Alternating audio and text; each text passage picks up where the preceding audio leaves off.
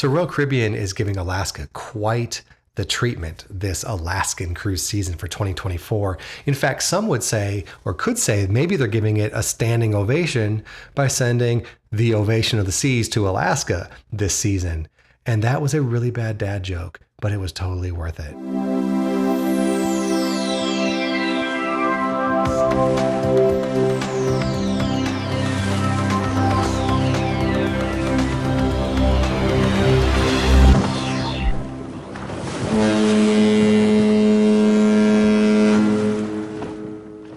Hey, welcome to This is the Cruise. I'm Clint, and this is the channel where we look at upcoming cruise itineraries and try to find out if this is the cruise for you.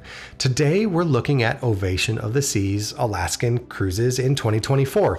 In part one, we looked at Brilliance of the Seas. In part two, we looked at Quantum of the Seas. In part three, we looked at Radiance of the Seas. And now here we are in part four, and we're giving Alaska a standing ovation. And then in part five, we are going to visit the best of the best and look at the top itineraries across all the ships and figure out which is the ultimate Royal Caribbean Alaskan itinerary. So before we dig into that, like and subscribe, hit that notification bell so you don't miss those videos or that upcoming video. And you can check out all of the other Alaskan videos I've done. In fact, I've already done an Ultimate Alaska video that I put out, and we look at 14-day and 28-day itineraries, some really interesting stuff there. But today, we're gonna get on a mega ship and we're gonna go to Alaska. To do this, I went through every single Royal Caribbean itinerary, every single one. There are a lot of them. And I waded through them all. I put them all in a matrix to figure out where the stops are, what's similar, what's different. I ran them all through Clint's Cruisability Score Calculator, the platform that I'm building out, and came up with the best of the best and the ones to avoid. So today we're going to dig in and figure out which Ovation of the Seas cruises are worth cruising on and which ones maybe we should skip. So with a couple of exceptions, Ovation of the Seas is doing 7-day cruises out of Seattle, and we'll look at those exceptions coming up. There are 5 distinct itineraries that Ovation is doing. 2 are one-off sailings, and 3 of them are repeated multiple times. These itineraries have a bit more variation in score than the other ships and in the first 3 videos that I've done. So there are some interesting things to consider with these, and there is also a clear winner and 2 obvious sailings to skip.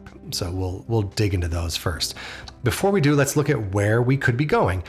Ovation of the Seas is going to visit these destinations in some combination: Juneau, Ketchikan, Sitka, Skagway, and Victoria. Your glacier cruising for Ovation of the Seas will likely be Endicott Arm and Dawes Glacier. The only thing these itineraries have in common across the board is that they all stop in Skagway, which means you're going to have about 6,000 people getting off the ship wanting to go on the train. So my recommendation upfront and early is, if you've booked on Ovation of the Seas and you want to go on the White Pass train, book it now.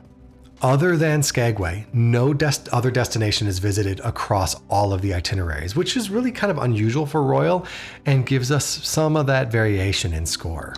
Okay, so which cruise should we avoid? Well, this one's pretty clear. It's a distant last place, and it's easy to understand why. It leaves from Seattle. We visit Juneau, Skagway, we cruise Endicott Arms and Dawes Glacier, and then we cruise to Victoria and then back to Seattle. It doesn't sound like too bad of an itinerary, but there's only 2 stops in Alaska. 2 stops in Alaska. And then we go to Victoria. Because of the Jones Act, we have to stop in a Canadian stop if we leave from the United States, and we're leaving from Seattle. We've gone to Alaska, so we have to stop in some foreign port. And we're not going to go down to Mexico, so we're going to stop in Canada. And in this case, it'd be Victoria. Royal Caribbean is calling this an Alaskan adventure cruise, and I'm sorry, it's just not an Alaska adventure. There's just not enough adventure in this one. This one sails May 24th, June 21st, July 19th, and August 19th, and only gets a Clint's Cruisability score of 17.49. I'd avoid it if I could. I mean, if you have a June vacation or a July vacation or an August vacation, I mean, those are prime sailings, and it's kind of weak. Oftentimes we see these weaker sailings on the shoulder season, and I'm a little bit disappointed that we're seeing them right in the middle. My guess is that the ports were just too busy, but Royal Caribbean is sending a lot of ships up there, and Norwegian is sending a lot of ships up there, and Princess is going to be up there, and Holland America is going to be up there. Even Carnival's going to be up there. So, there's a lot happening in Alaska. Okay, so the next one that I'd maybe consider avoiding, this is sort of on the lower end of the middle of the pack. I would consider avoiding June 7th, July 5th, August 20th or 30th, and September 16th, 13th, and 20th. It's a lot of dates there. All right, I'm putting them up on the screen over here. Here are the dates. These cruise to Juneau, Skagway, Sitka. That's 3 stops in Alaska, and then Victoria. What's missing? Any glacier. None. You're not going to a glacier on these cruises. So if you're expecting to be able to have that traditional, we went to a cool town, got an old mining town, went to Juneau, went to, and then got a glacier, you're not going to get it on these itineraries. These itineraries right here do not go to a glacier. The September sailings I did check on the pricing though, and so the September sailings are pretty cheap. And honestly, glacier cruising in September is really hit or miss, so you may not be missing much. So, you could consider it. But if I'm going to Alaska, I think I want the full Alaskan experience. Yeah, this one gets a Clint's cruisability score of 19.49, which is better than the other itineraries because we actually have 4 stops total. And the glacier visits do help the score, but not as much as, say, a port stop. Okay, so then there's one itinerary that leaves on September 27th. It's the exact same itinerary as the last, but returns to Vancouver. So you sail from Seattle to Vancouver, which tells you shouldn't have to stop in Victoria, right? Because we're going to Vancouver. Well, this one cruises to Juneau, Skagway, and Sitka. You have 3 stops. That's 3 stops in Alaska, and then goes to Victoria, and then goes to Vancouver. I don't get it. Now, it does get a Clint's cruisability score of 22.25, but it doesn't go to any glaciers. So again, even though the score is higher, I can't recommend this one. Again, if the cost was great, okay. But otherwise, avoid it. Don't overpay for that one. Let's talk about the standard Ovation of the Seas sailings. Basically, they're doing this one 8 times on May 17th, May 31st, June 14th, June 28th, July 12th, July 26th, August 9th, and August 23rd. So this one's repeated pretty frequently. It visits Sitka, Skagway, Juneau, and Victoria, of course. It cruises Endicott Arm and Dawes Glacier, so we get our 3 stops in Alaska, 1 stop in Canada, and we get our glacier stop at Endicott Arms and Dawes Glacier. This one gets a Clint's cruisability score of 20.10, which is less than the other one because the other one had Vancouver and that really carried the score, but that one didn't visit a glacier. This one does. So this one I feel more comfortable recommending. It's a standard, typical Southeast Alaska cruise, and you're on Ovation of the Seas, which is a beautiful, incredible ship. However, prices are a bit higher than the others on average, but this is a better itinerary. Okay, so I have to interrupt my edit here.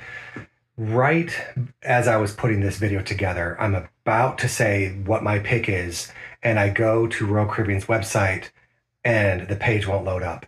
I don't know what's going on. I can't find it on the website. I've looked everywhere to see where it is.